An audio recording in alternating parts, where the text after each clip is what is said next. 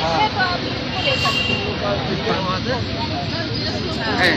ये अपने मिथिलांचल का बहुत ही फेमस कला है।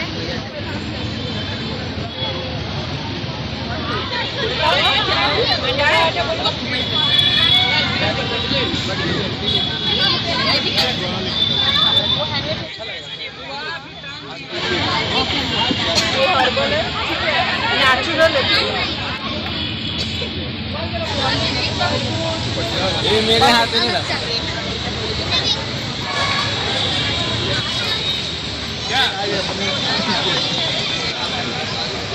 हम लोग पूर्णिया किलकारी से आए हैं, पूर्णिया बाल भवन से, और ये बच्चों का हस्त निर्मित सामान बिक रहा है यहाँ पे, क्राफ्ट का और पेंटिंग का, तो जिसको बच्चे बेच रहे हैं और अच्छी तरीके से सेलिंग भी हो रहा है बच्चों का। तो इससे बच्चों को नॉलेज होगा कि एग्जीबिशन जो लगता है उनमें क्या सामान, कैसा सामान लोगों को चाहिए।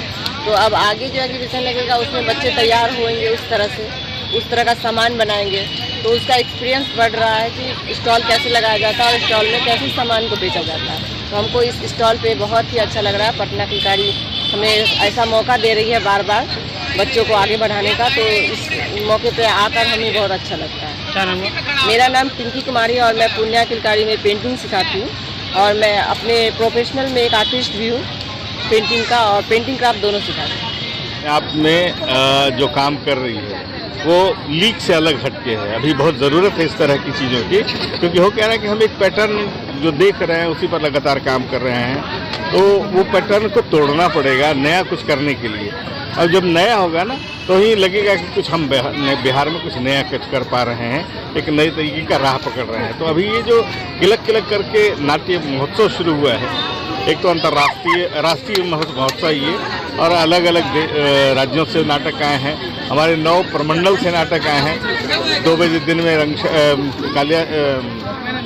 किलकारी में नाटक हो रहा है और शाम में 6:30 बजे रंगशाला में। तो आप समझ सकते हैं कि इस बहाने इतने नाटकों का प्रदर्शन, इसके अलावा 9 प्रमंडल का जो स्टॉल लगा हुआ है, ये 9 स्टॉल में अलग अलग वैरायटी की चीज़ें दिखाई देंगी, क्योंकि जहाँ की जो प्रमुख चीज़ है वो दिखाई देती है।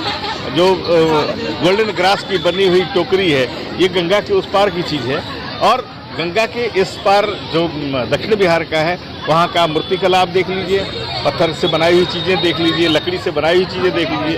तो जो जिस जगह की प्राथमिकता है, जो जहाँ ज़्यादा ये होता है, उन सारी चीज़ों को भी प्रश्रय दिया गया है और दिखाया गया है कि इस बहाने लोगों तक ये ज़्यादा से ज़्यादा पहुँचे। तो बच्चे बचपन से ही हाथों से काम करना सीखे।